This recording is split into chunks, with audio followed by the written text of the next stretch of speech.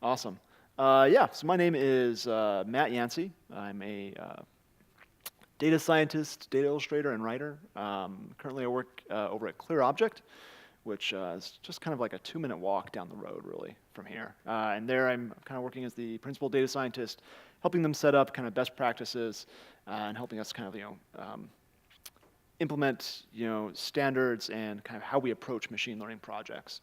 So, just out of curiosity, how many data scientists are there here? If you could just raise your hand. Oh, cool. We got like kind of a cluster there, outlier over there. So, good deal. Yeah. So. You may want to ask about mathematicians separately.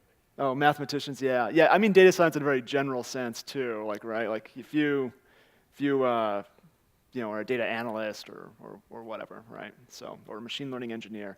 There's a lot of different terms. I feel like there's a whole paper that could be written on just kind of the existential crisis of what data scientists call themselves, right? A lot of different things there. So, but anyway, whether or not we're data scientists or not, I'm assuming we all kind of like handle data. We all touch it, right? And it often is messy. It's unclean. Really very often, like unless somebody's paycheck is tied to the quality of that data, it's coming in dirty, is what I found. Financial data is usually clean. Anything else is kind of horrible. So I'm hoping to kind of go over a little bit of some kind of like tips and tricks for handling messy data, and also just why we need to take this approach. So first, going off what Calvin said earlier, his first computer, mine was a Packard Bell. Horrible machine, had like proprietary mouse and keyboard ports, so you couldn't like just swap in a different mouse or keyboard. Anyway, thought I'd just kind of like share that. But getting to kind of like the root of this talk, right? I've heard a lot of people say like as a data scientist, you spend 80% of your time cleaning the data, and you spend 20% of your time like actually modeling on the data. I think you guys have probably heard that before, I'm assuming. I heard a variation of this, though, recently, which is, right, we spend 80% of our time cleaning the data, 20% complaining about having to clean the data, because it's the worst part. It's the worst part of the job, by far. If data science is, like, the sexiest job out there right now, then cleaning the data is kind of like that Nickelback tattoo you got in high school that has not aged well. It's the least sexy part of us, right? And it doesn't get a lot of attention, even though it's the bulk of our work. Right? It's 80%. And instead, we see a lot of attention kind of given to these tools for automating the modeling process. Right? We got like Google AutoML, we got DataRobot, which is this really cool firm that came out of Kaggle actually, and they have these just this great suite of tools for going through the modeling process, trying different things. But it's just on that 20%, right? We really need help on that 80%. So. And even kind of as data scientists in general, I feel like we tend to focus more on that modeling. And this happened to me actually this week at work. So we are working with a client to try to identify damaged equipment. So this is a computer vision problem. I came into this project a little late, and they said, hey, we have this data. It's already been annotated, meaning we have like bounding boxes on these images to highlight where damage has occurred on this equipment, and we want you to build a model. And I was like, great, wonderful. I'm just kind of like off to the races, right? So this is not the equipment. I can't show you pictures of that, but instead, this is basically what we're doing, right? We're trying to draw bounding boxes around like certain things. Here we're looking at dogs though, right? So feed this into the model, let it run for like several hours. I think I just let it run overnight actually, right? So it had about 10 hours of like training time, come back, check it in the morning, and the model results are horrible.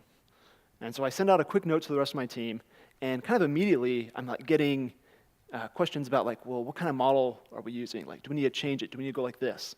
Right, we're still fixated kind of like on that modeling process, but what really we need to be looking at the data, right? So I started digging around in the data, and I realized that the data going in didn't look like this. Instead, it looked like this.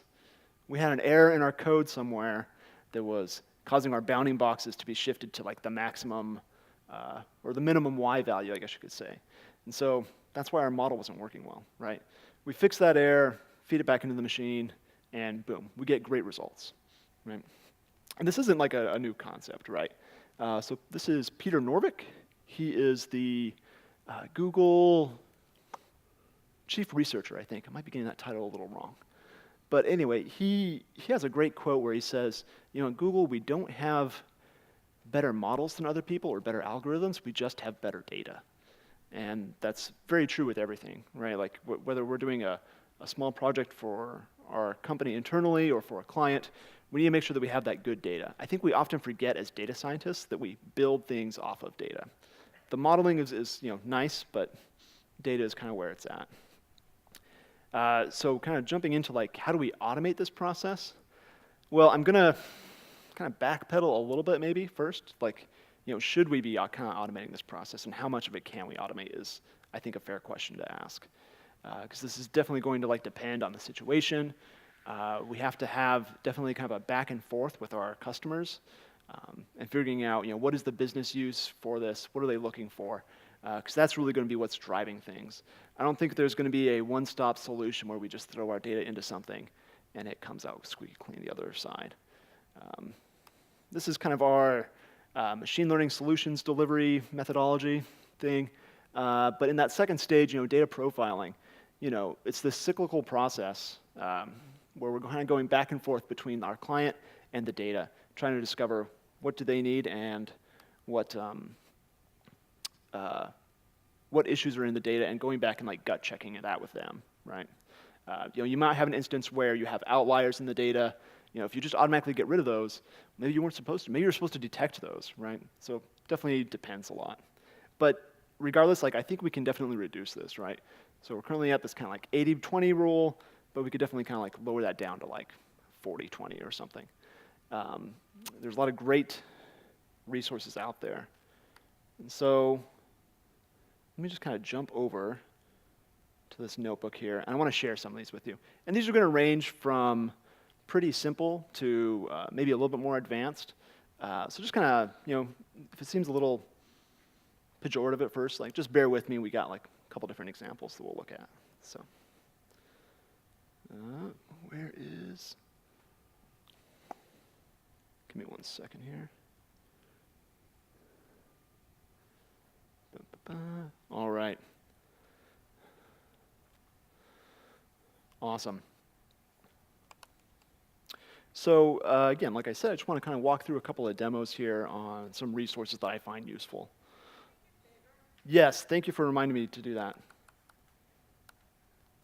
Is that better? I guess it's better. Is that good enough? That's what I should say?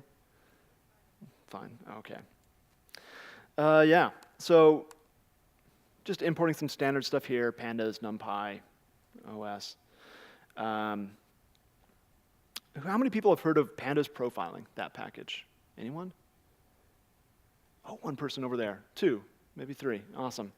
So this is a great package that what it does is it's just going to ingest our data set. In this case, we're just taking in the Titanic data set, which anyone who's been on Kaggle is probably familiar with. Just throwing that into a data frame first, and then I'm going to run it through the Pandas Profiling package. And what it's going to do is it's going to just throw the data through this kind of barrage of like tests and summary statistics that we're probably going to do for any package. And if I extend this, we can see we get some great information here up front. We have the number of variables, number of observations, missing, the types of variables that we have. We also get kind of like all these warnings. I say all these warnings. Sometimes the list is a lot longer than it is here. But we find out that, hey, there's some 0 values. We have duplicate rows. And if we scroll down, we can even like see each of the variables are broken up. And if we, I'm going to have to shrink this, I think. Yeah, there we go. Yeah. So we get each variable broken up, age, embarked, fare. We can go to like toggle details and actually get some more like statistical information, histograms. What are the common values? What are the extreme values, right? All of that just with like 2 lines of code, and it's wonderful. I really love things like Tableau and stuff, but that's not automated anyway, right? You have to like go in there, you have to kind of dig around, set up these things. This kind of like just makes it really easy. It's a really nice, beautiful kind of first pass at your data. We also have like some correlation matrices that it generates, so we can kind of see, well, what variables are related. Do we need to throw any out? And then it prints out a sample kind of at the end. So Pandas Profiling. Awesome. Next one is just pandas in general. I just want to share with you something that I don't think maybe a lot of people realize about pandas, and that's how well it can read things. So we're going to say, hypothetically, we have this worksheet that we're getting from finance. Let me make that a little bit bigger, right? Getting this worksheet from finance, they're like, hey, got this great data for you. You know, if you're looking at this from like a data science standpoint, you're like, oh man, this isn't really, you know, am I going to have to like go in here and like maybe like, you know, delete these extra rows here, because really I just want like the months. I have this extra column here. How am I going to kind of like format this, right? And that's probably what like, you know, someone would really do for this, right? They'd go in and they'd actually mess with the Excel file. I'm going to kind of borrow from Calvin. He said, you know, you don't go in and like, you know, customize the server at all. And that's kind of like one thing that I like to push to our junior data scientists at ClearObject is that you don't touch the data, right? It needs to be in code, right? Don't go in there and change the Excel file. If you do that, then suddenly you have something that is not reproducible, it's not documented, it's going to cause like some headaches later on. So we want to try to get away from that as much as possible. And Pandas already has some great, easy ways for kind of handling this. So if we jump back to our notebook here, let's go ahead and read it in first, just the normal way we would. And we see, yeah, it's kind of giving us some weird garbagey stuff here, right? But what we can do is we can specify that the header is actually a multi-level header, and it's starting on rows 1 and 2. That's indexed at 0, of course. And if we read that in, and we have something much cleaner up here. We still have some kind of weird stuff going on here. And so what we can do is just simply reset the index to that unnamed level there, and then we'll rename that to category of spending. And so there we go. So in really like 2 lines of pandas, like you can easily kind of take some crazy Excel file that someone from finance or HR gave you and have it be much more palatable. So just out of curiosity, did anybody know like you could do that with pandas? Is this like common knowledge and I just wasn't aware of it? Maybe it is. There's a couple people that knew you could do it. So anyway, diving into like text here, right? So text is kind of like it's like the last frontier of like data cleanup, isn't it? It's just the messiest thing you can get. You know, actually at work, I often have to like kind of convince people that like natural language processing is actually harder than like computer vision, right? Because computer vision, like it's images, and so you know, that's data that's already put into a table basically for you, right? You got rows and columns of pixels with values. But text, it's so unstructured, and there's so many different ways that you can you know, say the exact same thing with different ways. So anyway, just want to share a couple of text examples here. So let's start with dates. First of all, I kind of hate dates. I feel like pandas, you know, to date time like works well sometimes, and then it doesn't work well. Then you have to go to the docs, figure out, okay, wait, what's the format again? Oh, if it's like a month that's like 2 characters, like was that lowercase m or capital M? Anyway, it's just kind of a nuisance. But there's this great package called Date Parser, and what we can do is we can feed it in some pretty common date formats, like these and these, and we get what we expect, right? The actual dates. We can also feed it in some stuff that has, so this is Pandas date time, right? If we say the 20th of November, 1980, right? It's not going to like it, right? But if we send that over to Date Parser, boom, we got it. And you know, what if you're reading in like Twitter feeds or something that has like multiple languages, right? So we can parse this date in Spanish, March 21st. I think that says. We can even parse it in as Thai. I don't know if that's correct, but I'm assuming it is. So, yeah. Anyone speak Thai or read Thai, I guess I should say? Okay. Anyway, some other kind of cool things that you can do with Date Parser is you can actually, it can parse relative dates as well, right? So you can say 1 hour ago, you can say 3 weeks ago, 7 years ago and 2 months, gives us that. We can try doing stuff in the future. It doesn't quite work yet, so anyway, some limitations with it, but still a pretty cool package, I think, right? Definitely one that I'm like planning on leveraging in the future because I hate dates. So, kind of switching over to like automatic cleaning, right? What are some kind of more powerful things that we can use that will actually be more of a sledgehammer approach to our data in some sense, right? So there's 3 great packages out there called Data Cleaner, Badfish, and Dora. And I want to just show you kind of Data Cleaner here. And what I'm going to do is I'm taking that Titanic data set that we had earlier, as soon as that package imports, okay. And I'm just filling in some null values, right? Null values are pretty common. There's a lot of different ways of dealing with them. Let's say you know how you want to deal with them. What you can do is you can actually send this over to Data Cleaner, and it will go ahead and fill in those null values with what the means are for those columns. Some of the other packages are even a little bit more advanced, and there's some out there now that will even use like machine learning to try to like predict or group together,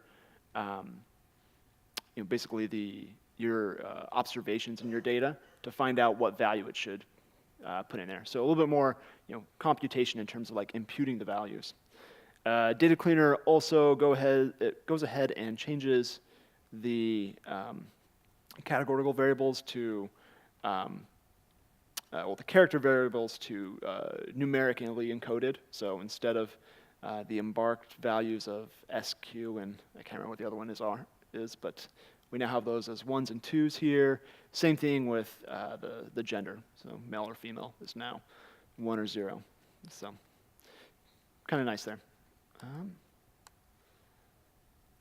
Going back to some other text. Man, this is like something I always hate too, is when you have kind of just like crazy Unicode stuff in there that like doesn't really make sense.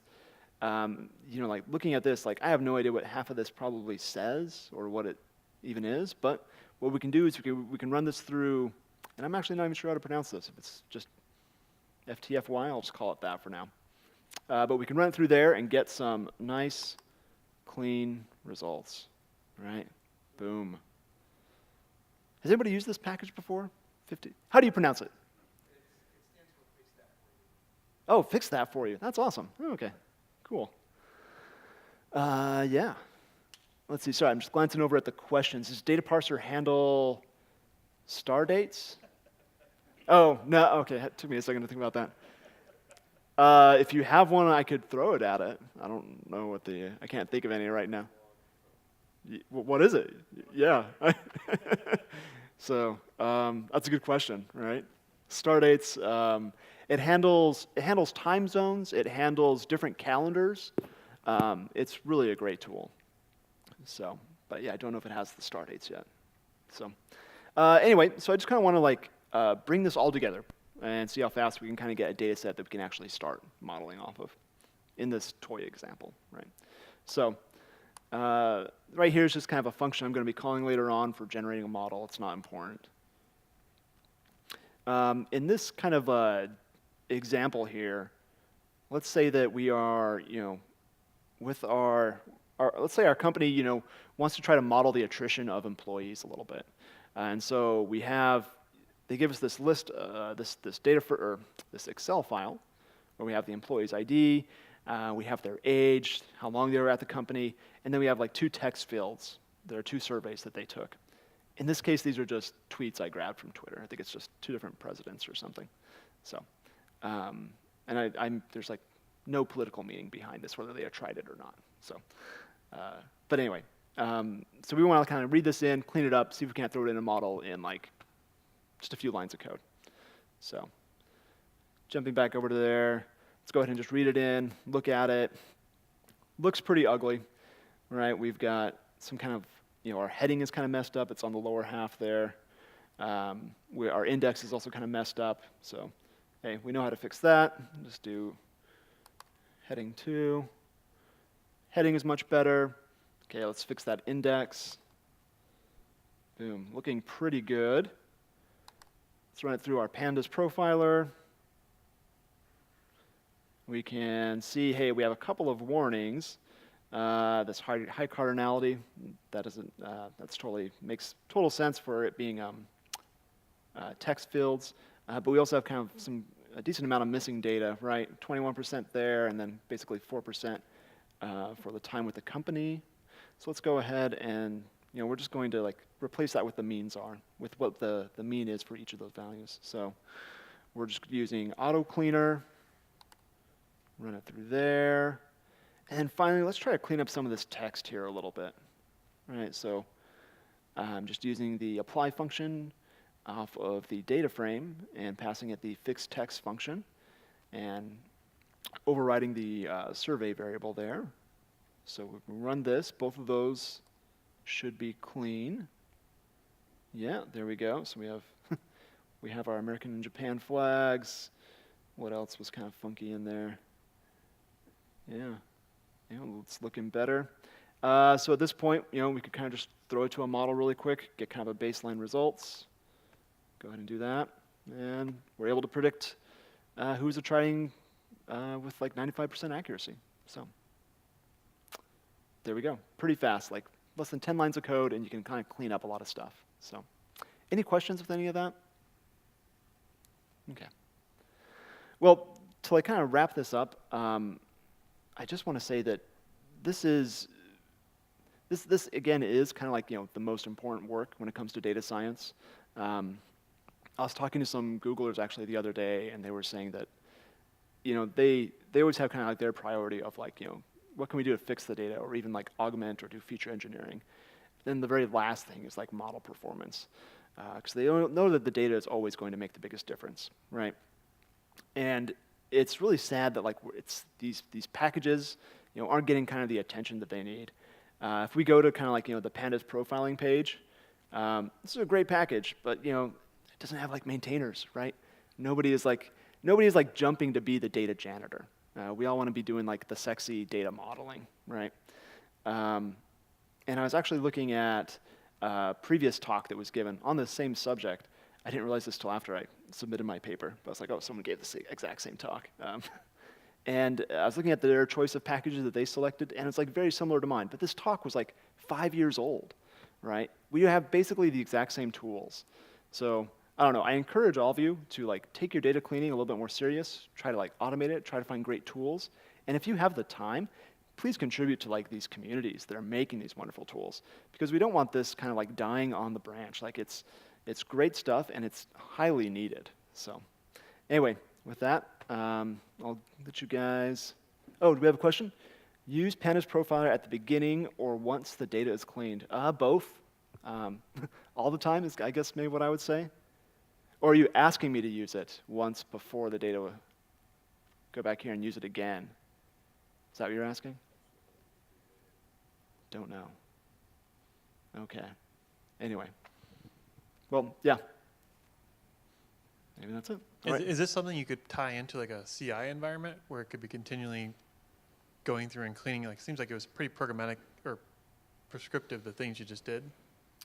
Yeah, in this case, like some of it, again, this is kind of getting into the art of data cleaning and being able to like talk to your clients and know what's important, right? So in this case, we replaced the missing values with just what the average was there. But it could be that like, oh no, like actually we want to like just eliminate those or something. Something that makes sense. Each of these steps you have to like communicate to the client and then find out how they want you to react to it. So at least to a degree.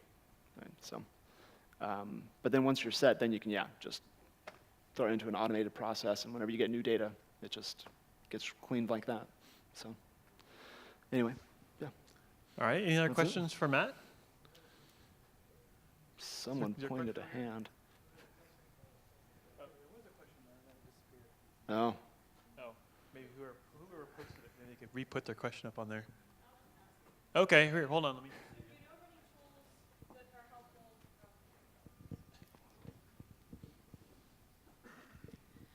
Do you know of any tools that are helpful for looking for errors in the data? Like if someone mistyped something and there's wrong data entry or a wrong label for something? Oh, that's a great question. I use Pandas Profiling for that quite a bit because it will, right, if you have like a numeric value that should be numeric, but then somebody, I was having this conversation with this table here earlier. Let's say somebody wrote in the word 0 instead of typing in the number 0. Then you'll realize that your variable is coming up as text and not as numeric. But you can also go down to like the extreme values set here, and you can see, hey, what are kind of like the obscure things that sometimes get put in a little bit. But no automated way, I guess, of doing that. Well, I mean, except for to what degree you consider Pandas Profiler automated. I don't know. Sorry, did that answer your question, Alyssa? Okay. Do you have any recommended tools for extracting data from differently formatted PDF tables to bring those in? So it's a start shot question, but I thought I'd ask. Sorry, so you have a variety of different formatted PDFs. Yep. Yeah. Currently using Camelot seems to be the best that we can get right now. Yeah. I I was would wondering talk if to there's anything Alyssa. else. She's she's really good at extracting text. Let's see. I'm trying to think of the packages that I've used for. Is the text embedded in the PDF, or is it like a image, and you need to do OCR?